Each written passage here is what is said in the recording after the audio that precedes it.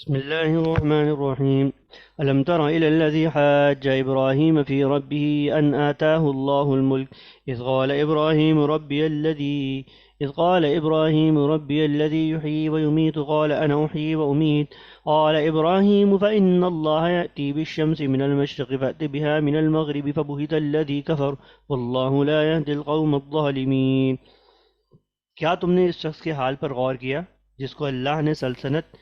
کیا دے دی تھی کہ وہ اپنے پروردگار کی وجود ہی کے بارے میں ابراہیم سے بحث کرنے لگا؟ جب ابراہیم نے کہا کہ میرا پروردگار وہ ہے جو زندگی بھی دیتا ہے اور موت بھی، تو وہ کہنے لگا کہ میں بھی زندگی دیتا ہوں اور موت دیتا ہوں۔ ابراہیم نے کہا اچھا، اللہ تو سورج کو مشرق سے نکالتا ہے، تم ذرا اسے مغرب سے تو نکال کر لاؤ۔ اس پر وہ کافر مبہوت ہو کر رہ گیا، اور اللہ ایسے ظالموں کو ہدایت نہیں دیا کرتا۔ اس کے ضمن میں لکھتے ہیں یہ بابل کا بادشاہ نمرود تھا جو خدائی کا بھی دعوے دار تھا۔ اس نے جو دعویٰ کیا کہ میں زندگی اور موت دیتا ہوں، اس کا مطلب یہ تھا کہ بادشاہ ہونے کی وجہ سے جس کو چاہوں موت کے گھاٹ اتار دوں اور جس کو چاہوں موت کا مستحق ہونے کے باوجود معاف کر کے آزاد کر دوں اور اس طرح اسے زندگی دے دوں۔ ظاہر ہے اس کا جواب قطعی طور پر غیر متعلق تھا،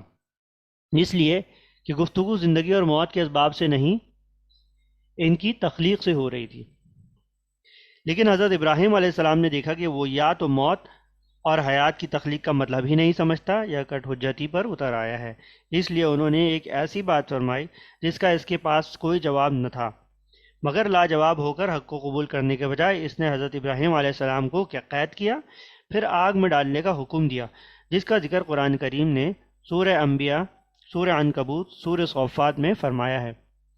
أو كالذي مر على قرية وهي خاوية على عروشها قال أنى يحيي هذه الله بعد موتها فأماته الله 100 عام ثم بعثه قال كم لبثت قال لبثت يوما أو بعض يوم قال بل لبثت 100 عام فانظر إلى طعامك وشرابك لم يتسنه وانظر إلى حمارك ولنجعلك آية للناس وانظر إلى العظام كيف ننشزها ثم نكسوها لحما فلما تبين له قال أعلم أن الله على كل شيء قدير۔ یا تم نے اس جیسے شخص کے واقعے پر غور کیا جس کا ایک بستی پر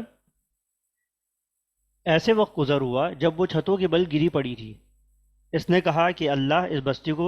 اس کے مرنے کے بعد کیسے زندہ کرے گا؟ پھر اللہ نے اس شخص کو 100 سال تک کے لیے موت دے دی اور اس کے بعد زندہ کر دیا، اور پھر پوچھا کہ تم کتنے عرصے تک اس حالت میں رہے ہو؟ اس نے کہا ایک دن یا ایک دن کا کچھ حصہ۔ اللہ نے کہا نہیں، بلکہ تم 100 سال اسی طرح رہے ہو۔ اب اپنے کھانے پینے کی چیزوں کو دیکھو، وہ ذرا نہیں سڑیں، اور دوسری طرف اپنے گدھے کو دیکھو کہ گل سڑ کر اس کا کیا حال ہو گیا ہے۔ اور یہ ہم نے اس لیے کیا تاکہ ہم تم لوگوں کے لیے اپنی قدرت کا ایک نشان بنا دیں۔ اور اب اپنے گدھے کی ہڈیوں کو دیکھو، یہ ہم نے اس لیے کیا تاکہ ہم تمہیں لوگوں کے لیے اپنی قدرت کا ایک نشان بنا دیں۔ اور اب اپنے گدھے کی ہڈیوں کو دیکھو، ہم کس طرح انہیں اٹھاتے ہیں،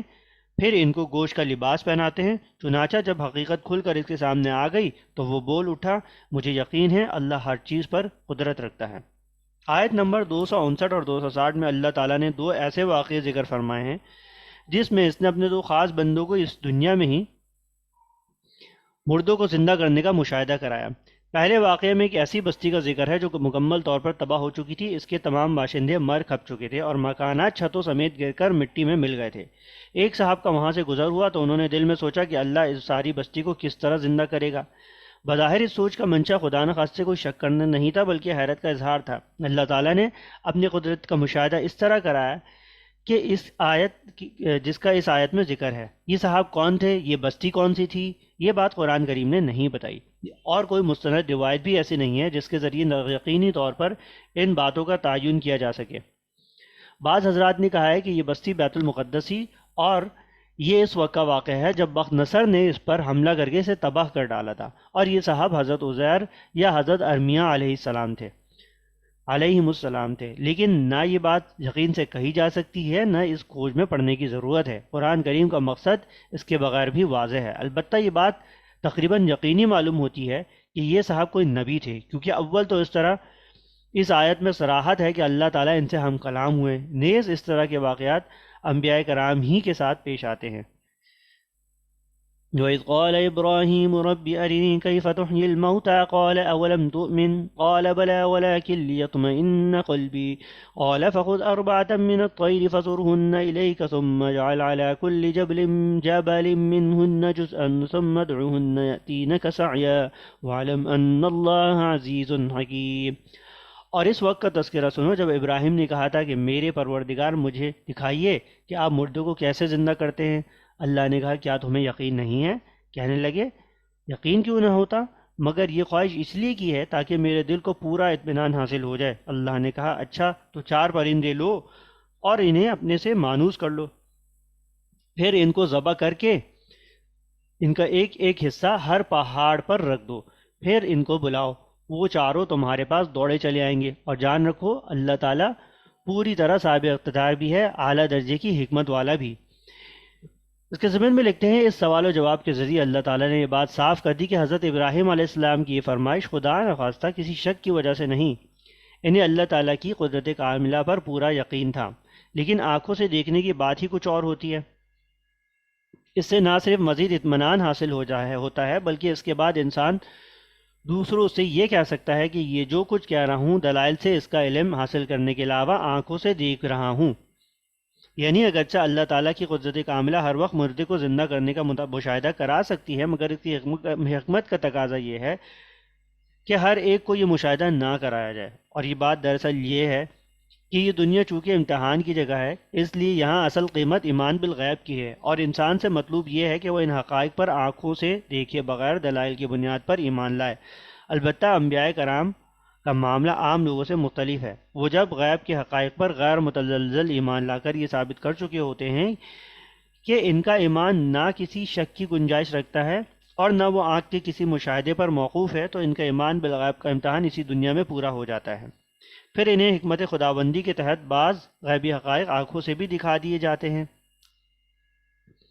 تاکہ ان کے علم و اطمینان کا معیار عام لوگوں سے زیادہ ہو، اور وہ ڈنکے کی چوٹ پر یہ کہہ سکے کہ وہ جس بات کی دعوت دے رہے ہیں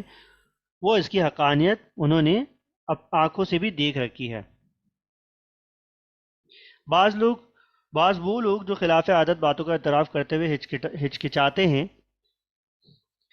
انہوں نے اس آیت میں بھی ایسی کھینچتان کی ہے کہ جس سے یہ نہ ماننا پڑے کہ وہ پرندے واقعتاً مر کر زندہ ہو گئے تھے، لیکن قرآن کریم کا پورا سیاق اور جو الفاظ استعمال کیے گئے ہیں ان کا اسلوب ایسی تعویلات کی تردید کرتا ہے۔ جو شخص عربی زبان کے محاورات اور اسالیب سے واقف ہو وہ ان آیت کا اس کے سوا کوئی مطلب نہیں نکالے گا جو ترجمے میں بیان کیا گیا ہے۔